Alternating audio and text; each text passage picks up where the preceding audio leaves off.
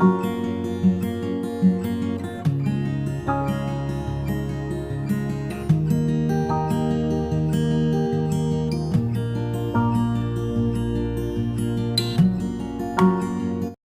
दी मित्रों, सभी साथियों को नमस्कार। महाविद्या जननी ज्योतिष के एस्ट्रोटॉक सीरीज में मैं किशोर नाथ आप सबका स्वागत करता हूं। और आज मैं लेकर के आया हूं प्रधानमंत्री श्री नरेंद्र मोदी जी की कुंडली। प्रधानमंत्री नरेंद्र मोदी जी की कुंडली जो है वो वृश्चिक लग्न की है और उसमें मंगल और चंद्रमा की युति है। और 4th हाउस में बृहस्पति बैठे हुए हैं, पंचम में मीन का राहु और 10वें भाव में शुक्र और शनि और 11th हाउस में सूर्य बुध और केतु। अब मैं इनकी कुंडली के अंदर जो कुछ विशेष जो योग बन रहे हैं उनके बारे में बतलाता हूँ। सबसे पहले जो है लग्न में मंगल और चंद्रमा की युति है। मंगल और चंद्रमा की युति है। चंद्रमा नीच का है लेकिन उसको नीच भंग राजयोग लगा हुआ है। केंद्र और त्रिकोण के जो स्वामी हैं मंगल और चंद्रमा, मंगल जो है वो लग्न का स्वामी है, चंद्रमा नवम भाव का स्वामी है, यानी कि केंद्रेश और त्रिकोणेश का संबंध जो होता है केंद्रेश त्रिकोणेश युति संबंध बना हुआ है। मंगल जो है वो वृश्चिक राशि का है, अपनी ही राशि का है, जिसको रोचक योग कहते हैं। पंच महापुरुष योग में जब मंगल जब स्वराशि का अगर केंद्र में होता है तो उसको रोचक योग कहते हैं। तो मंगल यहाँ पे रोचक योग बनाया हुआ है। साथ ही आप देखें कि 11th हाउस में सूर्य और बुध एक साथ बैठे हुए हैं जो बुधादित्य योग बना रहे हैं। साथ ही देखिए ये बुध उच्च होकर के केतु के साथ 11th हाउस में बैठा हुआ है जो कि बुध केतु योग पता का योग बनाए हुए हैं। सबसे बड़ा जो काहल योग जो राजनीति का बड़ा योग होता है वो देखिए आपकी बृहस्पति और शनि आमने सामने हैं। काहल योग होता है कि 4th हाउस के लॉर्ड और बृहस्पति में अगर रिलेशन बनता है तो काहल योग कहलाता है। इनकी कुंडली में 4th हाउस का जो लॉर्ड है वो शनि है 10th हाउस में और बृहस्पति उसको पूर्ण दृष्टि से देख रहे हैं। तो ये काहल योग है, बृहस्पति और शनि आमने सामने हैं। अब देखिए इनकी कुंडली में नवमांश कुंडली के अंदर में जो शुक्र है वो वर्गोत्तमी है, यानी कि लग्न कुंडली में भी सिंह राशि का है, नवमांश कुंडली में भी सिंह राशि का है, तो जिसको वर्गोत्तमी कहा जाता है। तो शुक्र इनका वर्गोत्तमी है। लग्नेश और पंचमेश, लग्नेश और पंचमेश जो है वो केंद्र में है। ये भी बड़ा अच्छा योग होता है कि लग्न का स्वामी और 5th हाउस का स्वामी दोनों केंद्र में है। लग्नेश जो है वो स्वगृही होकर के लग्न में है और पंचमेश बृहस्पति 4th हाउस में है। नवमांश में भी काहल योग लगा हुआ है। काहल योग राजनीति का एक बड़ा योग होता है जो इनकी कुंडली में नवमांश कुंडली में भी लगा हुआ है। आप देख सकते हैं कि नवमांश कुंडली में जो 4th हाउस का लॉर्ड जो शुक्र है और बृहस्पति आपस में केंद्रस्थ हैं, यानी कि बृहस्पति से 10वें भाव में शुक्र बैठा हुआ है जो कि ये काहल योग कहलाता है। काहल योग होता है कि 4th हाउस के लॉर्ड में और बृहस्पति में एक दूसरे से केंद्र में हो तो काहल योग कहलाता है। तो लग्न कुंडली में भी 4th हाउस का जो लॉर्ड है शनि वो बृहस्पति से केंद्र में है और नवमांश कुंडली में भी 4th हाउस का जो लॉर्ड शुक्र है वो बृहस्पति से केंद्र में है। तो ये बहुत अच्छा राजनीति का योग बनाता है जिसकी वजह से हम ये इनको पूरा फलित भी कर रहा है कि पूरे विश्व में इनके नाम का डंका बजता है, पूरे विश्व में इनकी ख्याति है। और जो बहुत सारी जो भविष्यवाणियां इनके लिए पहले से भी की जा चुकी है, नास्ट्रेदमस की भविष्यवाणी जो बहुत पहले हुई थी वो भी इन पर सच साबित दिख रही है। उसके बाद एक कुंडली में इनका जो मंगल, चंद्रमा और बृहस्पति ये दोनों आपस में केंद्र में है। चंद्रमा से 4th हाउस में बृहस्पति है जिसको गज केसरी योग कहा जाता है। चंद्रमा और बृहस्पति यानी कि चंद्रमा से अगर केंद्र में बृहस्पति हो तो उसको गज केसरी योग कहा जाता है। ये भी इनकी कुंडली के अंदर आप देख सकते हैं कि चंद्रमा से 4th हाउस में बृहस्पति है। उसके बाद एक योग है मृदंग योग, जो लग्नेश बली हो और केंद्र में अधिक ग्रह हो। तो आप देख सकते हैं कि लग्नेश इनका जो मंगल है वो स्वराशि का होकर के ऑलरेडी बली है चंद्रमा के साथ और बली हो गया है और केंद्र में दो शुभ ग्रह हैं बृहस्पति और शुक्र। तो इसको मृदंग योग कहा जाता है। ये काफी बड़ा राजनीति का योग होता है और बली राज योग होता है।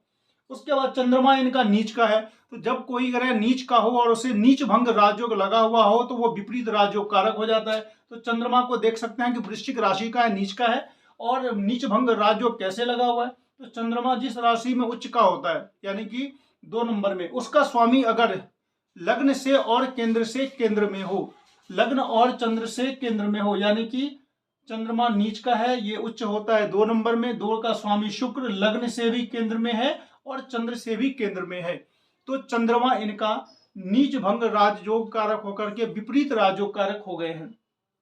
अब के चतुर्थ भाव पर देखिए चतुर्थ भाव पर में चतुर्थेश शनि पर की दृष्टि है।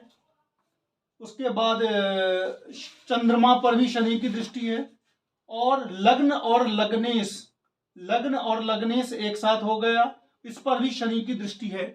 ये एक महान आध्यात्मिक योग बनाता है। शनि जो होते हैं, शनि आध्यात्मिक योग की प्रबलता को बढ़ाते हैं। तो अगर आध्यात्मिक योग का शनि से संबंध बन जाता है तो आध्यात्मिक योग बनाते हैं। और सारी दुनिया जानती है, आप लोग जानते हैं कि हमारे प्रधानमंत्री श्री नरेंद्र मोदी जी कितने बड़े आध्यात्मिक पर्सन हैं।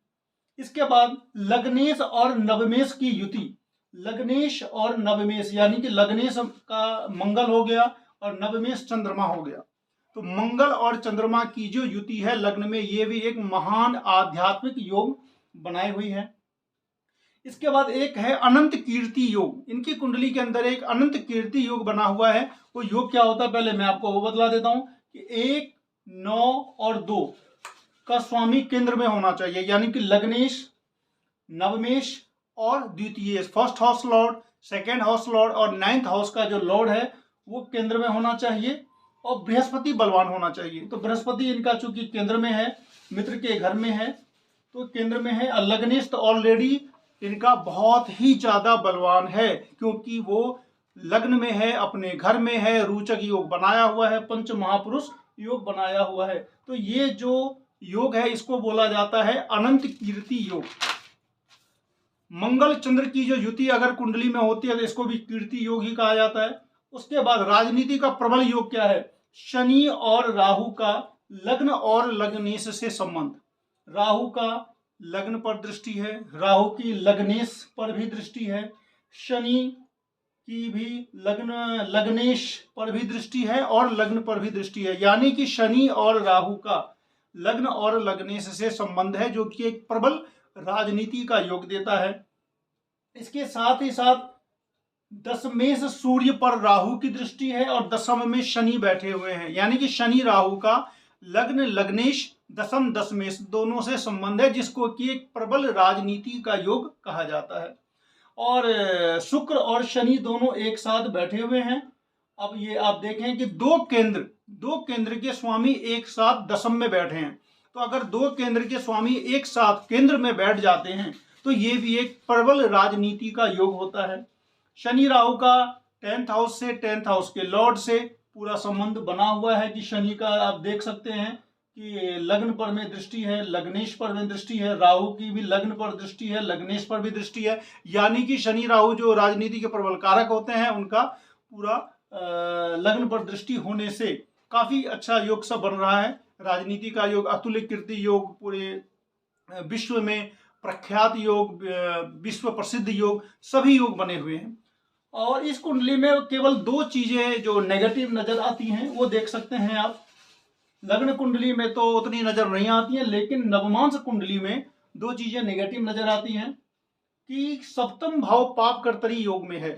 सप्तम भाव पाप कर्तरी योग में है कि सप्तम भाव में सूर्य शत्रु के घर में बैठ गए हैं, नीच मंगल से दृष्ट हैं, आगे केतु है, पीछे शनि है। यानी कि सप्तम भाव सूर्य और मंगल से प्रभावित है और पाप कर्तरी योग में है, जो दाम्पत्य में पूर्ण सुख नहीं होने देता है। चूंकि महान आध्यात्मिक योग था जिसकी वजह से इनका जो दाम्पत्य जीवन रहा वो आध्यात्म में चला गया और दाम्पत्य का ये पूर्ण सुख नहीं हो पाया। और एक चीज और देखें आप, पंचम में बृहस्पति कारको भाव नाशाया, एक श्लोक है कि जिस भाव का कारक जिस भाव में बैठ जाता है उसको ह्रास करता है, उसको खत्म करता है। तो बृहस्पति संतान का स्वामी होकर के पंचम भाव का कारक है। तो अकेला बृहस्पति अगर पंचम भाव में होते हैं तो वो संतान के लिए अरिष्टकर होते हैं। तो ये चीज इनको फलित हो जाता है। तो इनके कुंडली के अंदर जो राजनीति योग और आध्यात्मिक योग इतनी ज्यादा प्रबलता से हैं, जो इनको जो भी चीज है, ये जो चीज है इनके अंदर वो इनकी कुंडली के अंदर में झलकता है। इस कुंडली में मैंने किसी प्रकार का आपको मैं प्रेडिक्शन नहीं कर रहा हूं कि राजनीति से प्रेरित या फिर राजनीति में क्या होगा, इसके लिए ये वीडियो मैंने नहीं बनाई है। इस वीडियो में मैंने केवल प्रधानमंत्री श्री नरेंद्र मोदी जी की कुंडली के अंदर लग्न कुंडली में और नवमांश कुंडली में जो राजयोग है उनके बारे में मैंने आपको बतलाया। और आगे भी मैं आप लोगों को एस्ट्रोलॉजी का जो नया नया चीज़ है, एस्ट्रोलॉजी या फिर नई नई कुंडलियाँ या जो भी कुछ मैं बनाता रहता हूँ, आप लोगों के सामने मैं लाता रहूँगा। और आप लोगों को अगर ये अच्छा लगता है तो निश्चित रूप से शेयर जरूर करें, लाइक करें, सब्सक्राइब करें, और मिलते हैं नेक्स्ट वीडियो में। तब तक के लिए नमस्कार।